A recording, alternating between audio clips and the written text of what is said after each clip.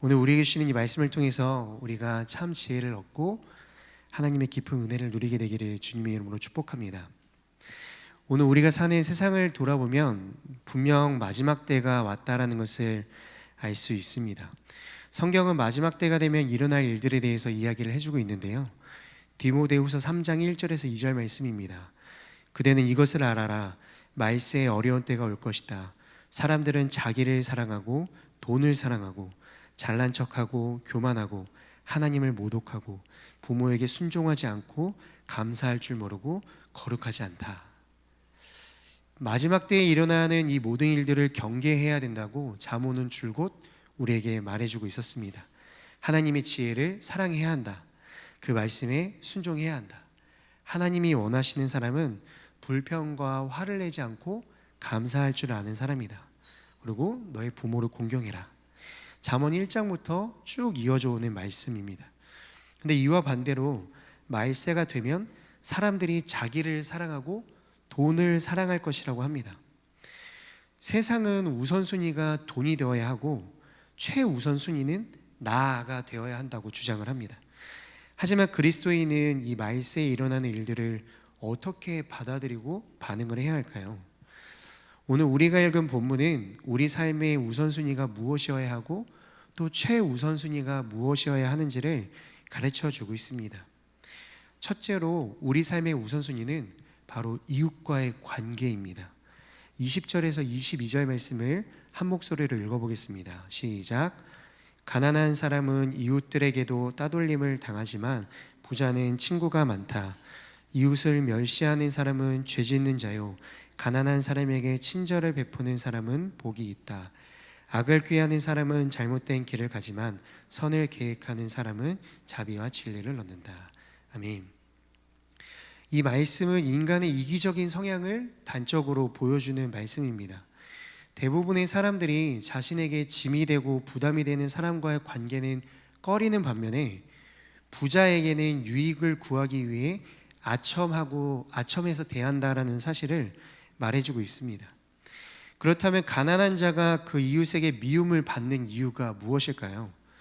또 부자에게는 친구가 많은 이유가 무엇일까요? 가난한 자는 하나님의 복을 받지 못했고 부자는 하나님의 복을 받았기 때문일까요? 당연히 그렇지 않습니다. 가난한 자가 이웃에게 미움을 받는 것은 가난한 자가 이웃에게 도움이 될 여지가 없고 오히려 도움을 주어야 할 때가 더 많기 때문입니다. 부자에게 친구가 많은 것은 부자를 친구로 둔다면 그를 도와야 할 일보다 도움을 받을 수 있는 일이 더 많기 때문일 것입니다. 즉 우리가 사람을 대할 때 눈에 보이는 외적인 것들로 나에게 유익이 되는가 안 되는가를 따져가며 사람을 대하려고 하기 때문에 가난한 이웃을 멸시하게 될 수 있다라는 것이죠. 이러한 인간의 이기적인 마음을 알고 야고보 사도는 우리에게 이렇게 말을 했습니다. 내 형제들이여, 영광의 우리 주 예수 그리스도를 믿는 믿음을 겉모습으로 판단하지 마십시오. 만일 여러분이 겉모습으로 사람을 판단한다면 죄를 짓는 것이며 율법이 여러분을 범죄자로 판정할 것입니다. 우리는 외적인 것으로 이웃을 바라봐서는 안 되겠습니다. 나에게 유익과 손해를 줄 사람을 판단하고 나누어서 나에게 유익을 줄 사람만을 골라서 가까이 해서는 안 됩니다. 오히려 나에게 유익을 주지 못하는 사람일지라도 도움이 필요한 자에게 다가가 친절을 베풀고 긍휼한 마음을 우리는 가져야 합니다. 왜냐하면 우리가 받은 긍휼이 이와 같은 것이고 우리가 드려야 되는 삶의 예배가 이런 모습이기 때문입니다. 히브리서 13장 16절 말씀입니다. 선행과 나눔을 소홀히 하지 마십시오. 하나님께서는 이런 제사를 기뻐하십니다. 또 야고보서 2장 13절 말씀입니다. 긍휼을 베풀지 않는 사람에게는 긍휼 없는 심판이 있을 것입니다. 긍휼은 심판을 이깁니다. 예수님께서도 마태복음에서 이렇게 말씀하셨습니다. 긍휼히 여기는 자는 복이 있나니 그들이 긍휼히 여김을 받을 것이며. 이처럼 이웃을 긍휼히 여기는 마음, 이웃을 향해 베푸는 구제는 우리의 좋고 싫음에 의한 선택이 아닙니다. 하나님의 요구이자 구원받은 자의 마땅한 반응입니다. 내가 긍휼함을 입었기 때문에 이웃에 대한 긍휼한 마음을 가질 수 있는 것이고, 이웃에게 긍휼한 마음을 나누는 사람일수록 내가 받은 긍휼함이 얼마나 큰 은혜인지를 더욱더 깨닫는 사람이다라는 것이죠. 사랑하는 성도 여러분, 우리의 삶의 우선순위는 이웃입니다. 이웃 사랑입니다. 내 주변에 있는 사람들을 귀하게 여기고 사랑할 수 있어야 합니다. 그렇게 이웃을 진심으로 사랑하는 사람은 오늘 17절의 말씀처럼 쉽게 화를 내지 않습니다. 기분에 따라 거칠고 짜증 섞인 말을 하지 않고 그 말을 통해서 이웃의 기분을 배려할 줄 아는 사람입니다. 더 나아가 표정과 행동도 이웃을 위해 조심하고 절제할 줄 아는 사람입니다. 우리가 잠언 말씀을 통해 지혜를 얻어야 하는 이유도 단지 나 자신을 위해서가 아니라 이웃을 위해서입니다.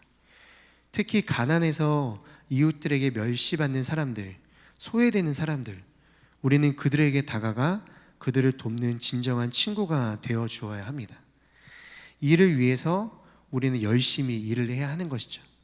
그리고 우리의 재물이 이웃을 위해 사용이 될 때 우리에게 면류관이 주어진다라는 사실을 우리는 꼭 기억해야 할 줄로 믿습니다.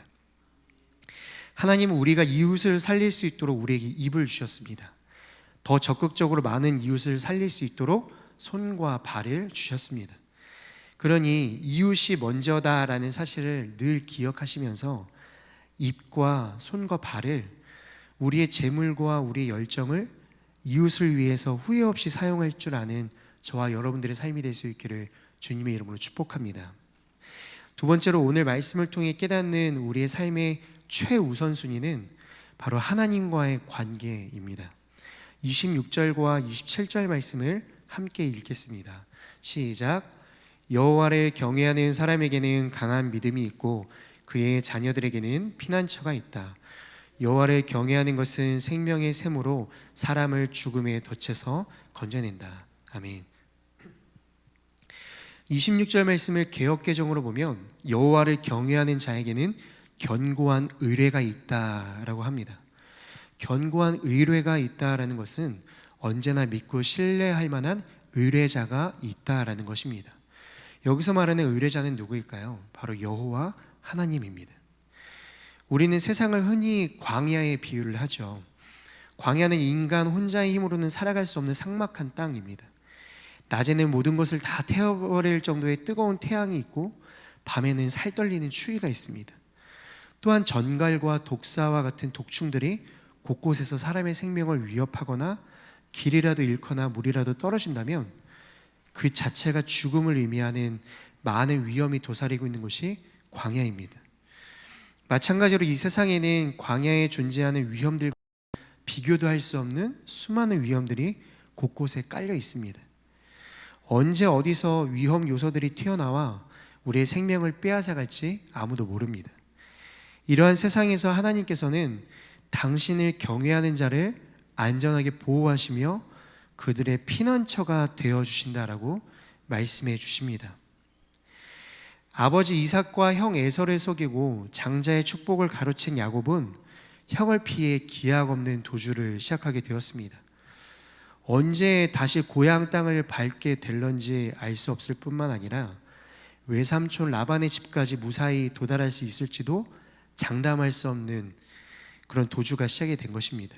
그런데 이러한 무거운 근심을 가지고 베델 땅에서 잠시 잠이 들었던 야곱에게 하나님께서 환상 중에 나타나서 이렇게 말씀하셨습니다. 나는 여호와 곧 내 조상 아브라함의 하나님, 이삭의 하나님이다. 내가 누운 땅을 내가 너와 내 자손들에게 주겠다. 내 자손이 땅의 티끌과 같이 돼서 동서남북으로 퍼지게 될 것이다. 너와 내 자손을 통해 이 땅의 모든 족속들이 복을 받게 될 것이다 라고 말씀을 해주셨습니다. 그러면서 내가 너와 함께 있을 것이며 내가 어디로 가든지 너를 지켜주겠다. 그리고 너를 이 땅으로 다시 데리고 오겠다. 내가 너에게 약속한 것을 다 이룰 때까지 너를 떠나지 않겠다라고 약속해 주셨습니다. 하나님께서는 이 약속을 신실하게 지키셨고 야곱의 인생에 닥쳐온 숱한 위기와 역경을 그 역경 안에서 그를 보호해 주셨습니다. 또한 그에게 허락하신 모든 일을 다 이루시기까지 그와 함께 하시는 놀라운 역사 보여주셨습니다. 여러분, 이분이 바로 우리가 믿는 하나님이십니다.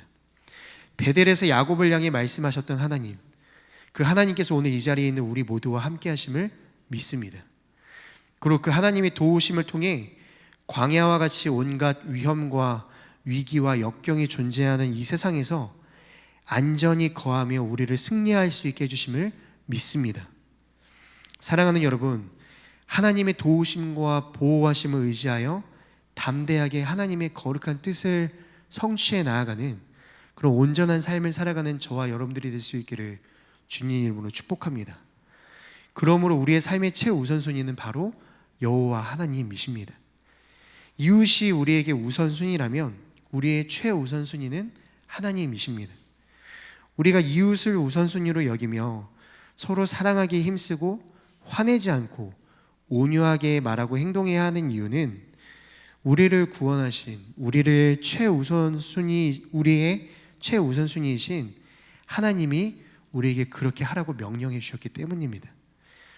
하나님이 우리를 죄로부터 어떻게 우리를 구원해 주셨는지 우리가 생각해 볼 때 우리는 일평생 하나님만을 전심으로 경외하기로 결단하고 남은 인생 동안 하나님께 어떻게 감사드리며 살아야 할지를 우리는 생각하게 될 수 있습니다. 그러니 하나님의 베풀어 주신 구원의 은혜를 깊이 생각하고 하나님의 뜻대로 살면서 하나님의 말씀에 지체 없이 순종하는 우리가 되어야 할 줄로 믿습니다. 자신이 먼저 인생을 살아가면 그 인생은 본인이 책임져야 합니다. 하지만 하나님이 먼저 인생을 살아가면 그 인생은 하나님이 책임져 주십니다. 그러니 하나님이 책임지시는 인생으로 살아가는 여러분들이 될 수 있기를 축복합니다. 하나님이 책임지시는 인생, 그리하여서 오늘 말씀처럼 왕의 총애를 얻고 아름답게 쓰임받는 인생이 되기를 주님의 이름으로 축복합니다. 이제 말씀을 맺겠습니다. 예수님은 한 사람이 하나님과 재물을 겸하여 섬기지 못한다라고 말씀하셨습니다. 그러므로 우리 하나님의 자녀들은 돈과 나 자신을 최우선순위에 놓고 살아가는 세상의 어리석음에 함께 동요되어서는 안 될 것입니다. 오직 하나님 한 분만을 최우선순위에 두고 살아가는 우리 모두가 되기를 소망합니다.